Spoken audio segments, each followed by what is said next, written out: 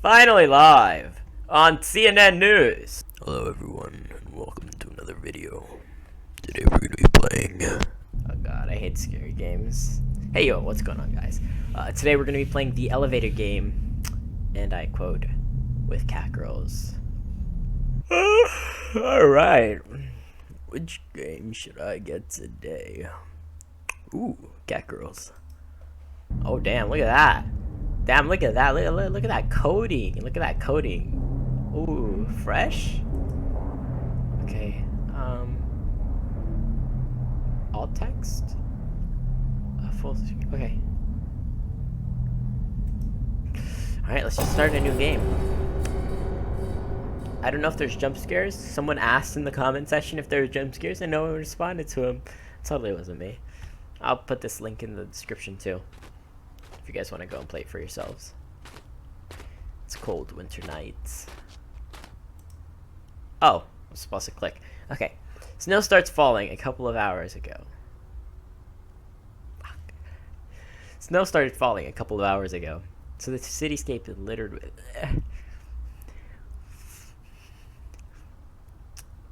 Snow started falling a couple of hours ago, so the cityscape is littered with layers of white fluff. It crunches under our feet as we walk down the street. Kieran. Guy or girl? Kieran. I'm gonna assume guy, but it does say cat girl, so I don't know. I can't do a cat girl. Ta-da! We're here!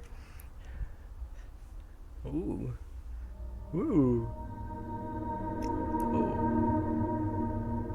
Oh, I thought that was like the Death Star. I look up to inspect the tall building before us. It's past midnight, so it's to be expected that most people living here should be asleep by now, but naturally, that also explains why barely any of the windows show illumination coming from the inside. Considering what we're here for, it only adds to the creepiness of the situation. What are we here for? I've never been a fan of dark places. That didn't change even when I got my feline features. Oh, so you can turn into a cat? You'd think that being able to see so much more clearly in the dark would make darkness less scary, wouldn't you? The trouble is, I hear so many more little sounds than I could make out before, too. And since I'm not sure what all of them are, the dark's every bit as creepy as it was before. Maybe even more so. Maybe it was made by the same developer as the... Cat Girl! Other cat girl? So, am I one of them, or?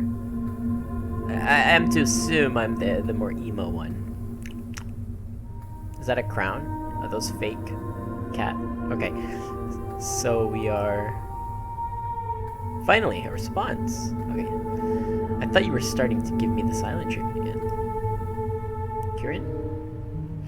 It's a fault of mine, and one I'm not too proud of. I tend to get lost in my own head sometimes. Well, quite often, really. Thankfully, Kieran is fairly used to it by now. I guess I'm Asahi? I swear, Kieran, of all the buildings in the city, you had to choose the one which seems super creepy. This has to be the sole residential building in the whole offices district. Oh, but you know it would. Oh, but you know it couldn't have just been any building. This one is perfect. God, my reading is so terrible. And by perfect, you mean... meeting the conditions and being less than 10 miles away from our homes. Or are you enjoying our walk in the snow together so much that you'd like to crawl around aimlessly for another hour? Because I don't know about you, but I'm really starting to feel cold. I don't know who's who. I think the right is Asahi, and the left is Kieran. I thought he was a boy. I thought she was a boy. Maybe she is a boy. I should... Was that your plan, for me to need you to warm me up afterwards? You could have said something, Asahi. I just stare at her, not really sure what to say. There's no winning with Kieran. She gets all sly like this. So I guess I'm this one. As much as I hate to admit it, it's one of the things I actually like about her. Dem, where's your tail, bruh? Why did I sign up for this again? Because you love me. Wait, is the right one Kiri? I'm so confused. I think the right one is Kiri and the left one is Asahi. They didn't tell me what. Ah, yes. Thank you for reminding me of that questionable fact. Say, do you have the feeling like someone is manipulating someone else for their advantage over here? No, just me? Oh, I thought there was something about me, bruh. I thought they caught on. Oh, come on. Don't be like that. You know I'm happy you decided to come with me. I'll make it up to you. I promise.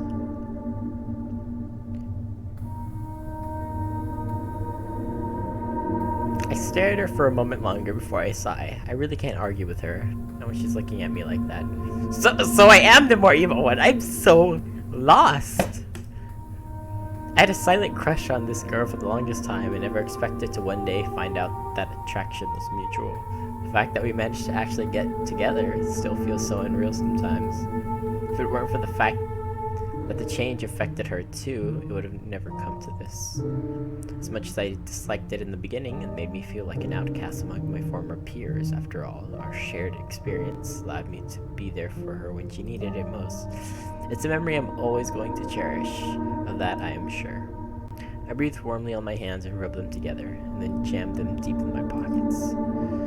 It's not much, but hopefully it will keep some feeling in my fingertips. Oh god, there was ketchup in the room? And it's burning my nose? I can't breathe through my nose and I can't breathe through my mouth? Every time I breathe, it burns. Why does ketchup... No, don't tell me I have coronavirus, bruh. No. Does ketchup burn your nose? Normally? I can't remember. I have short term... It's enough to let me focus on things in here now. At least, rather than just how cold it is. I said it before and I'll say it again. You get provoked way too easily. You're doing all of this because of the bet with Morgan, aren't you? Oh, sure, that's one of the reasons. But that's not the only reason. I'm doing it because it's fun. Fun? Kieran, you've seen the forums. Not a single person out there ever said it was a good idea. Ah, yes. All those fairy tale stories. Quite tragic, really. Come on. You're not about to tell me you honestly believe those. I'm so lost. Her eyes red? So, you mean that you don't? Seriously, girl. We live in the real world. Spooky, scared skeletons don't just pop out of nowhere because someone decided to be an idiot and press some buttons a certain way. I can't believe you of all people are still saying that strange, unexplainable things don't happen. I mean, you did look into the mirror this morning, right? This is this, and that is that. So, you don't believe this will actually work? Remind me why we're here again. We're here to prove a point, namely that Morganson can suck it. I honestly can't believe I let you drag me into this. Chill, Asahi. We suffered the cold for a while longer. Nothing happens, and then Morgan owes me $50. $50 that will treat us to a nice dinner together. I suppose a dinner with you is pretty incentive.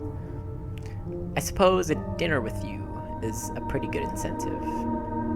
See, I knew you'd come around. God, I'm so lost. Both of their names start with K, I think. I don't even know who's talking. I'm giving them wrong voices. This is too much. My brain can't handle this much. That's why I hate the talking. And the ketchup is burning my nose! That being said, wish me luck and all that jazz. I'll be right back. Kieran. What? I'm the one who should be getting cold feet here, not you. Just, you remember all the rules, right? Stay safe, okay? Asaha-chan? Be realistic about this. What's an elevator gonna do? Bite me? You could always get stuck. That's a realistic possibility, if anything. I'm sure you'll figure it out if I do. I'll be sure to stay away from the buildings since we'd be breaking those majestic rules otherwise. Right. See you in a bit. Ooh. I stare at Kieran approaching the building's entrance, presses one of the intercom buttons, and a moment later pushes the door open. How does she convince people to trust her so quickly, to let her into the building like this? She's gone from my sight. Before I know it, a faint click as the door closes behind her. There's a feeling of unease polishing in my stomach. All of this being a bad idea, probably the worst we've had yet, just screams in my head. I'm so going to give Morgan a piece of my own mind once all of this is over. It's not like I can It's not like I can really do much about it now. However, if I were to go after my girlfriend saying I've suddenly changed my mind, it would undoubtedly make her angry. Hell, we snuck out of our house through the window without our parents knowing, just to go through with all of this. If I had a problem with this whole crazy idea, I should have said something way earlier. It's too late now. Ooh. 0013? Where the hell are they? Who uses 00? Oh, look at her nails. Ah, look at her gloves. Oh, look at her home button. Ah, look at her internet provider. Bruh, 6G? I wrap my fingers around my phone and pull it from my pocket. As I do so, I see the screen shows 0013 AM. It took us around an hour to walk here, and while I dreaded us even being here in the first place, I'm also not looking forward to walking all the way back, especially when it's bound to get colder as the night goes on. Perhaps we could use those $50 to get a ride home instead of a meal. Yeah, things only work that way.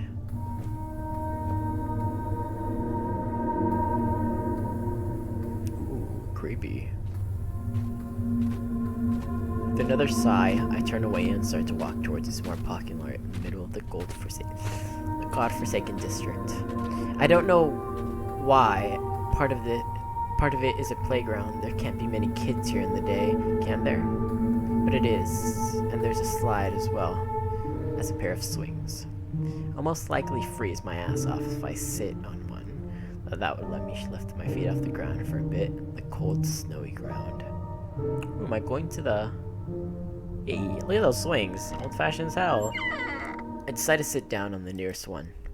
And just like that, the uneasy feeling of having entered a liminal space hits me, making the hairs at the back of my neck stand up. One mind usually associates playgrounds with children, later laughter, movement, and life in general. It's what they're designed for, after all. So when you get to experience the total opposite of that, when you find yourself sitting in an empty, childless playground in the middle of the night, it doesn't feel right. Your mind associates it with something being off, something being wrong. Why are you here, Asahi? A place you shouldn't be. So this girl is Asahi, and the other girl is Kanini, or whatever the hell her name is, or Asa-chan. Okay, so we're in a playground. We're scared. My nose burns.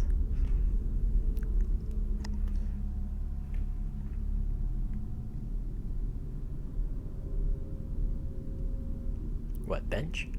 Absent-mindedly, my gaze wanders. Something at the other side of the street catches my attention. It's a vending machine. I happen to have a bit of change with me, and the idea of getting something hot to drink is suddenly a very alluring temptation. It would undoubtedly make the waiting out in the cold less unpleasant. Please say it's a machine that has hot drinks as well as cold ones. I don't think I've picked it. Oh, that's a swing. Oh god. It's only been a minute? Alright, your percentage is good, bro. With my mind made up, I get back to my feet. Check the time more out of habit than actually curiosity again. Than actual. 0014 AM. Only a minute has passed. My talking is so bad. Only a minute has passed. I did it again, pantsed. Only a minute has passed since Kieran disappeared into the building, and I am both surprised and not really. The feeling of time passing slower than usual is normal when you obsessively wait for something. Even more so when said waiting is physically uncomfortable. So am I going to the vending machine? Hell yeah! What the hell is that? Oh, it's that Japanese? Chinese? I don't know. I make my way towards the vending machine without a second thought.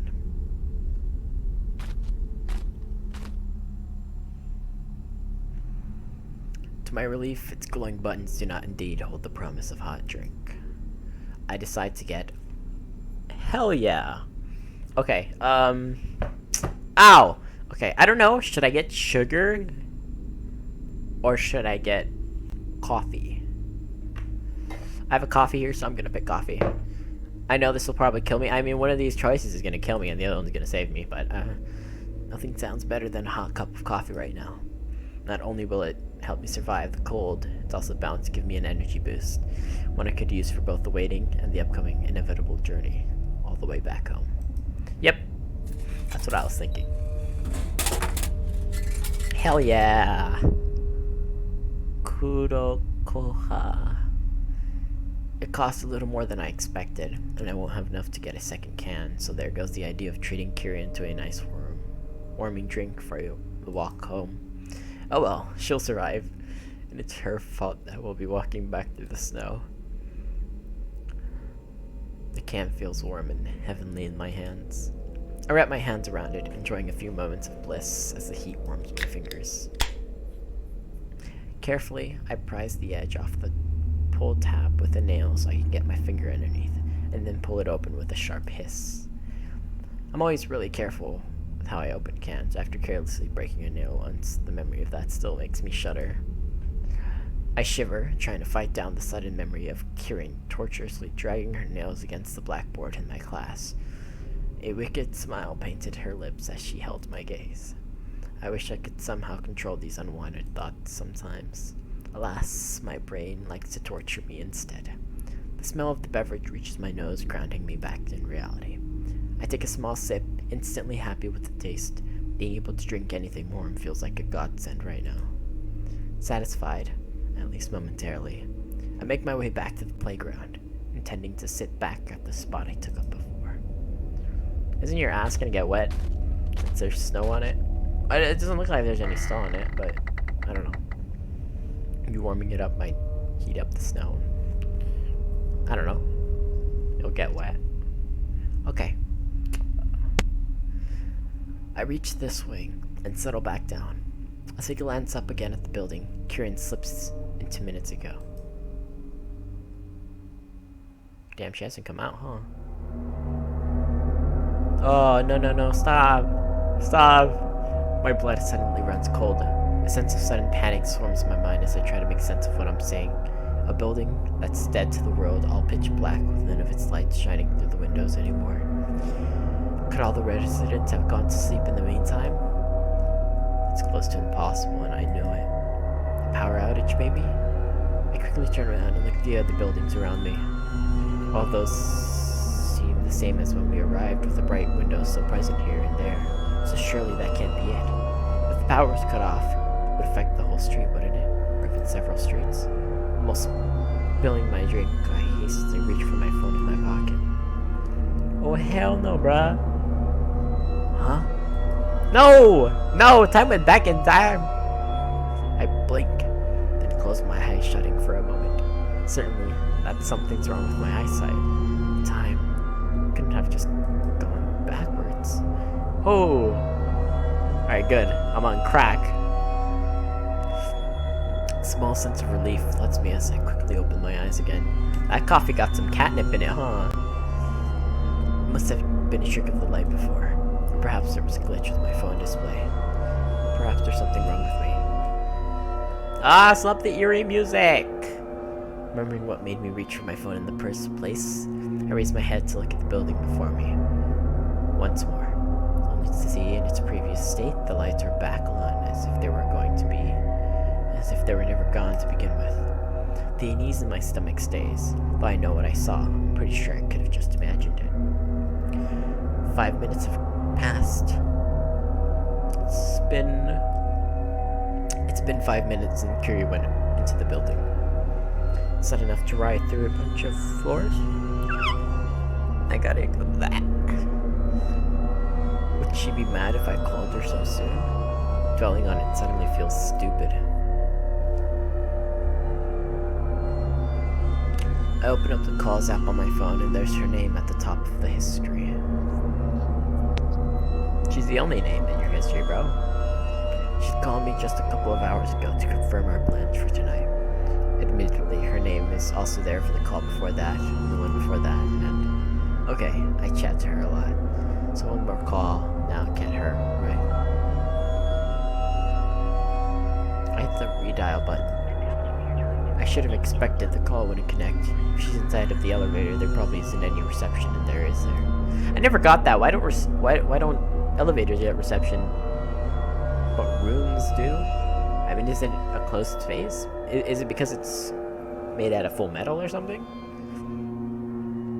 So what options does that leave me with? Going in after her? Waiting for another 5 minutes? Oh, hell no, bruh. I dip, bro. Get yourself another girlfriend. I stare at the building before me intently, afraid to avert my eyes anymore. It's like I'm hopeful my gaze, my constant observation alone will make the lights stay. I'm scared of the situation repeating itself. Sometime later, I realize I've spent so long holding my can and fretting about Kieran that my drink has gone from nice hot drink to, well, undrinkable. Some drinks are not meant to be kind of warm. This is one of them. At least it kept my hands from freezing, I guess. 10 minutes passed, I feel only more cold and helpless. Why can't Kieran just come out of the building now, as if nothing has happened, and laugh at me for worrying too much? I call her again for good measure. Surprisingly, the call goes through this time.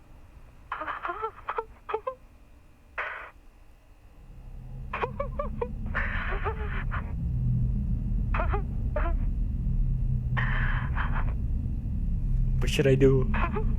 No. No. Ah! Ah, there is a thing on the bottom. Oh. Hello? No! Call her again. Oh, hell no, bruh! I told you to get out of there, my G. Get yourself another girlfriend. Oh. I'm not prepared for what I hear. A woman laughing at the other end, and there's something about it that disturbs me to the very core. Bro, I thought she was laughing. It's definitely not Kieran's voice. Or is it? All of a sudden, realization hits me. Morgan, the bet, everything. Now this, none of it could possibly be real. All of this has to be a prank arranged by my classmates. And whether Kieran's in on it. Come on, just bust through them doors. She wouldn't do this to me, would she? The image of her wickedly smiling, amused face persistently pops up in my mind again. Confusion turns into anger. Before I know it, I'm on my feet, already marching to the building, determination boiling inside of me. Hell yeah! Go show him who's boss. Those Minecraft there's an obstacle before me. I can get in though, as I obviously don't have a key to the entrance door. What kind of excuse would be plausible at this sort of hour? I stab at the button that I think Kieran pressed, and then almost immediately regret it. What if I press the wrong button? What if I press the right one? It sounds stupid when the other person asks, Susie. What if, to my surprise, there's a click from the intercom, and then a buzz as I'm let in without a single word being spoken. Huh. So Kieran didn't have to sweet talk anyone. I try not to dwell on the unexpected invitation as I shrug it all off on luck. You just like press all of them. Someone's always waiting for someone. I think I saw that on TikTok. As soon as the doors close behind me, it occurs to me just how dark the inside of the building is. I know it's the middle of the night, but I'm not sure whether such a complete lack of light is normal. People live here, after all. There should be some signs of life.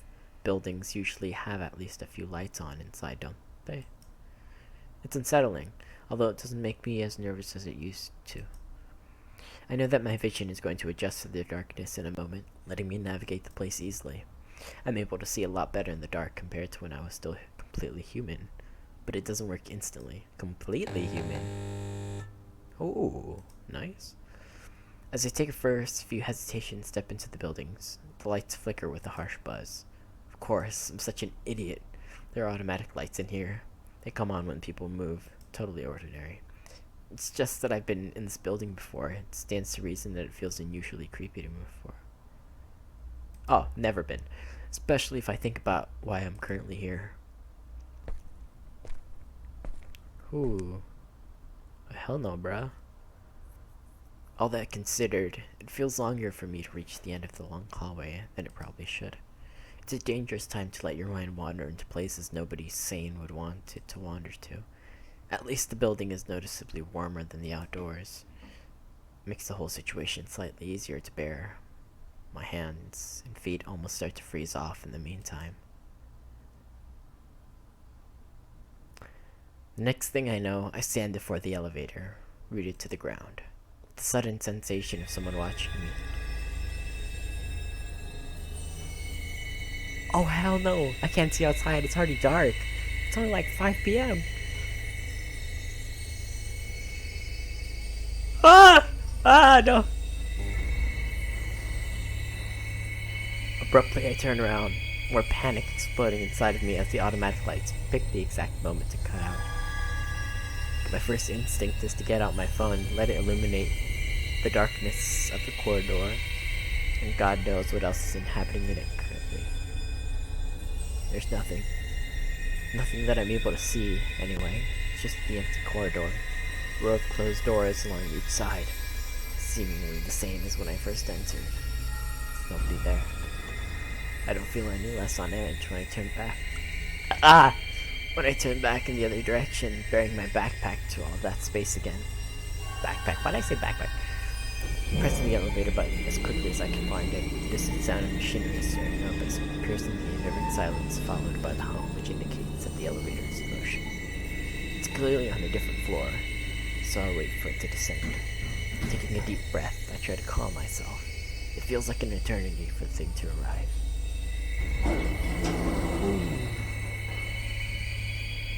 The doors finally slide apart with a slight scraping sound, and the small compartment finally opens up before me, completely empty. I'm not sure whether I should be surprised or not. A part of me hoped it wouldn't have come to this, while another expected for things to turn out this way.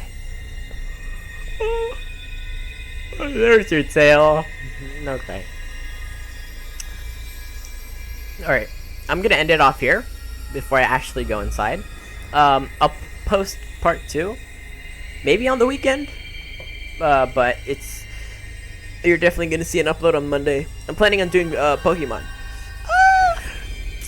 Meow. See y'all later.